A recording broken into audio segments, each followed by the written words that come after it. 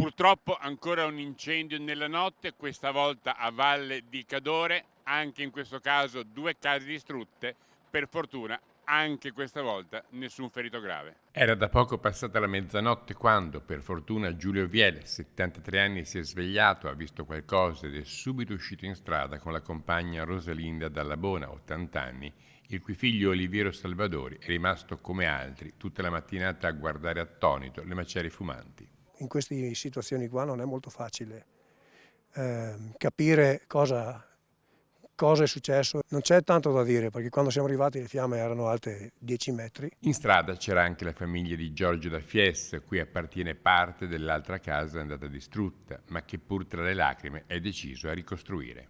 Ristrutturarla, sì, perché era l'ultima casa, la Cadorina, qua, rimasta. Quindi ha voglia di riportarla com'era.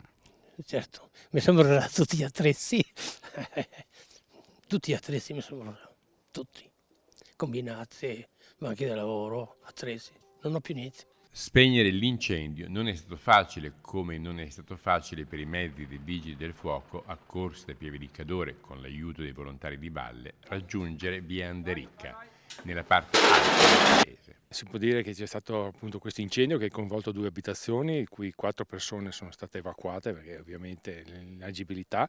Non ci sono persone ferite al momento, non si riscontrano persone ferite.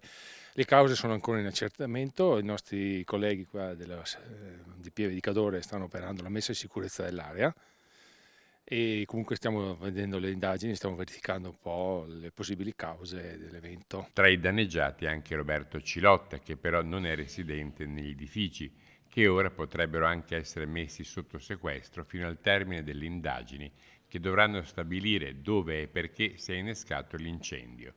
Fiamme che hanno lasciato ruderi che fanno effetto anche a chi era accorso immediatamente. Fa più effetto di stanotte che c'erano le fiamme alte, perché ti rendi conto che insomma ci sono concittadini che hanno perso in un attimo tutto, dalla casa ai ricordi a tutti i loro beni, insomma. Le ha visti, ci ha parlato? Sì, li ho visti già stanotte, ma per quanto gli si possa manifestare insomma solidarietà, capisco che per loro sia una botta non da poco, ecco.